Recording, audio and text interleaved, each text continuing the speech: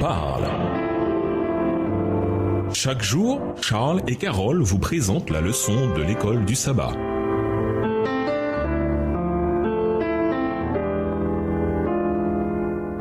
Bienvenue dans votre émission Dieu nous parle. Nous voilà la leçon 5 qui va du 23 au 29 avril. Guerre visible et invisible. Étude de la semaine, Matthieu 11, versets 11 et 12, Apocalypse 5, verset 5, Matthieu 12, versets 25 à 29, Ésaïe 27, verset 1, Matthieu 11, versets 1 à 12 et Hébreux 2, verset 14. Verset à mémoriser. Depuis les jours de Jean le baptiseur jusqu'à présent, le royaume des cieux est soumis à la violence et ce sont les violents qui s'en emparent. Matthieu 11, verset 12. Chaque jour, nous prenons d'importantes décisions concernant notre mode de vie, nos relations, notre carrière, nos priorités, nos loisirs et nos amis.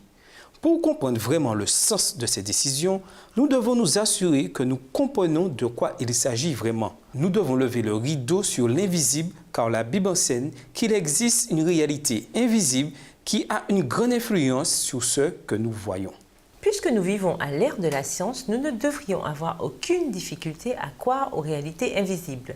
Nous qui connaissons l'existence des rayons X, des ondes radio et du Wi-Fi, nous devrions sans mal croire en ce que nous ne voyons pas.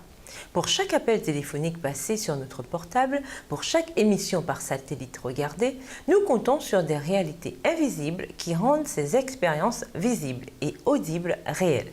Et en effet, le grand conflit entre le Christ et Satan forme l'arrière-plan invisible du monde visible que nous connaissons au quotidien.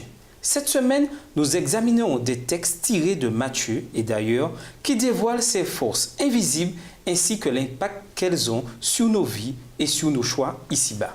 Et nous vous laissons avec la pensée du jour. Sans lumière, la vie serait impossible. Dieu nous donne la vie en nous aidant à distinguer le bien du mal. Au revoir. Et à demain si Dieu veut. Dieu nous parle. Chaque jour, Charles et Carole vous présentent la leçon de l'école du sabbat.